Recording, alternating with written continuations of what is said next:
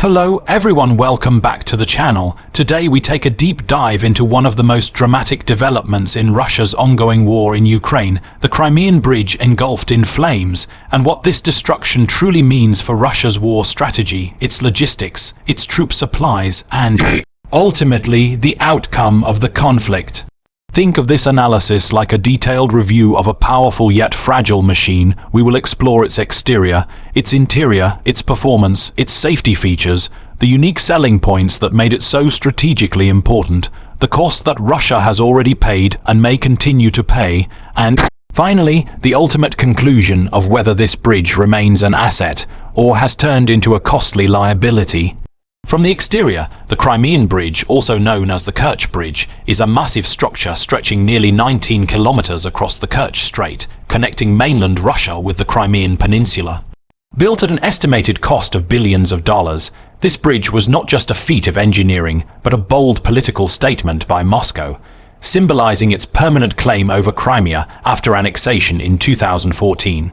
To the outside eye, the exterior represented strength, dominance, and permanence. The arches towered proudly, and the rail and road links gave the impression of seamless control. But like every product with a shiny exterior, the surface could not hide the vulnerabilities underneath, and that is exactly what recent attacks have exposed.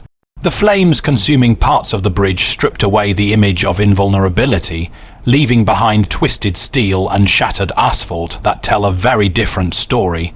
When we move to the interior, the true picture of the bridge emerges. Inside, it was never just about concrete and steel, it was about logistics pipelines, fuel convoys, ammunition trucks, armored vehicles, and supply chains running straight into occupied territories.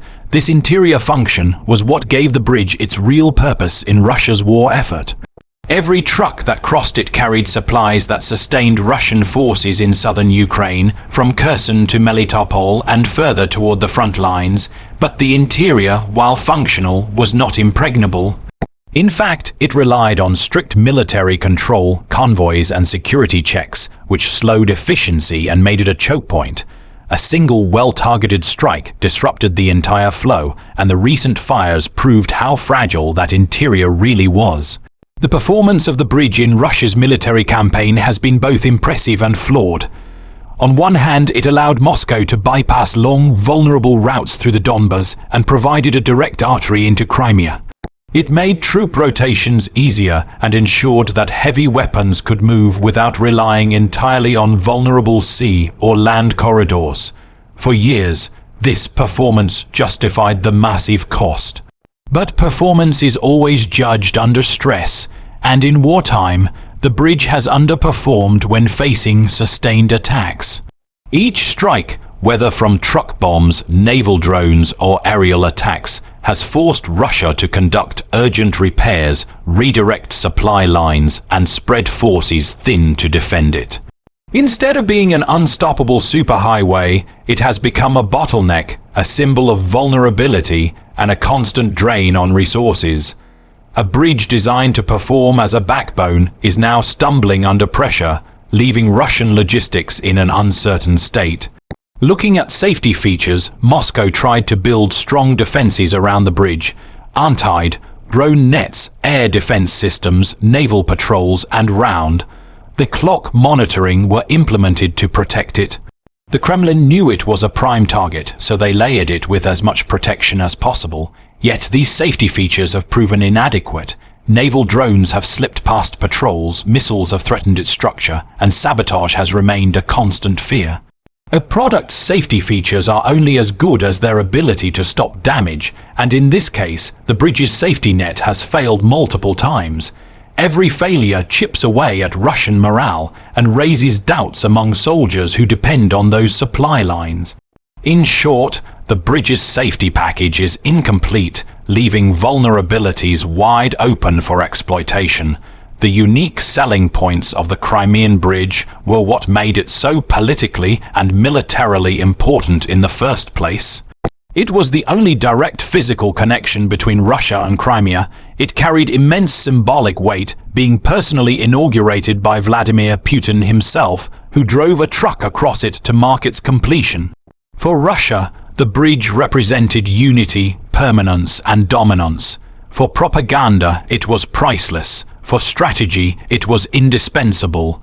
But in a cruel twist, its unique selling points have also become liabilities.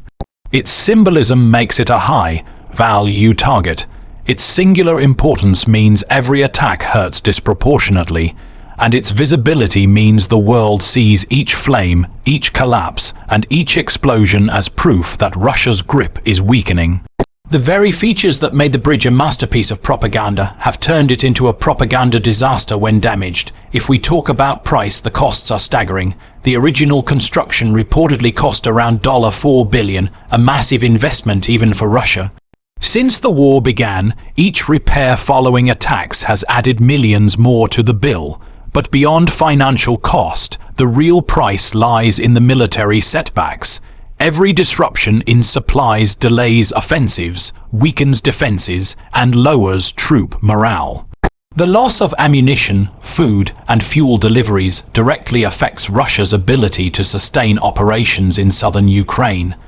The price is also diplomatic. Each successful strike shows the international community that Moscow cannot secure its own assets, eroding its image of control. And perhaps the greatest price is psychological. The bridge burning in flames delivers a direct message to Russian citizens that the war is not distant, that even their proudest achievements are vulnerable. This erosion of confidence may be more costly than any financial figure. In conclusion, the Crimean Bridge was built to be a symbol of permanence and strength, but it has instead become a fragile lifeline under constant threat. Its exterior grandeur hides an interior vulnerability. Its performance has faltered under stress. Its safety features have failed to protect it. Its unique selling points have turned into unique liabilities. Its price continues to climb, not just in money, but in strategic losses. And its future remains uncertain as Ukraine and its allies continue to target it as a critical weak link. For Russia's war strategy, the flames on the Crimean Bridge are more than just destruction of infrastructure.